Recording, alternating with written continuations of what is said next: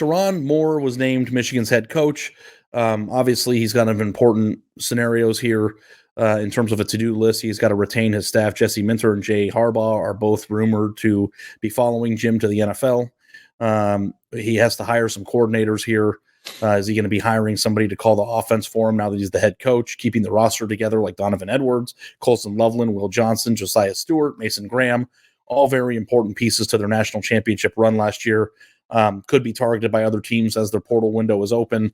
How he is able to do that, I think, is important. I think hiring from within. I respect Michigan for not making what seemed to be an easy choice difficult.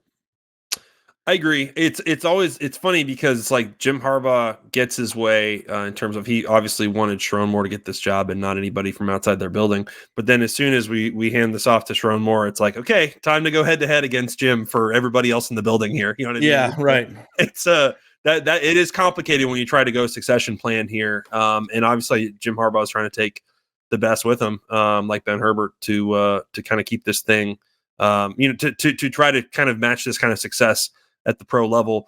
So yeah, great piece by Austin Meek, kind of breaking down all the to-dos for Sherrone Moore. I think that the portal piece, I'm not as concerned about. Obviously there's great players that I'm sure have received phone calls saying like, you don't want to stay there. Things are changing.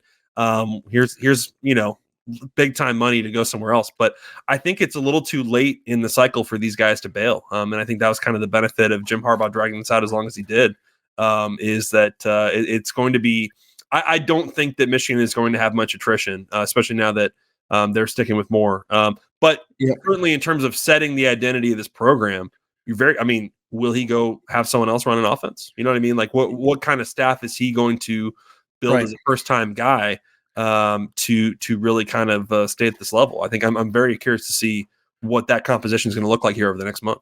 Yeah, I think that when you win a national title and those players love the coach that was on the sideline for a lot of the games this year, that makes the transition a lot easier in terms of retention.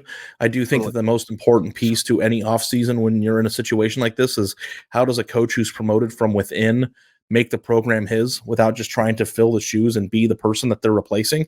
And I don't know that Sherrone Moore and Jim Harbaugh could be very much alike, but also too, there's a lot to learn from Jim Harbaugh and the way he did things. So it'll be curious to see how he puts his thumbprint on the program.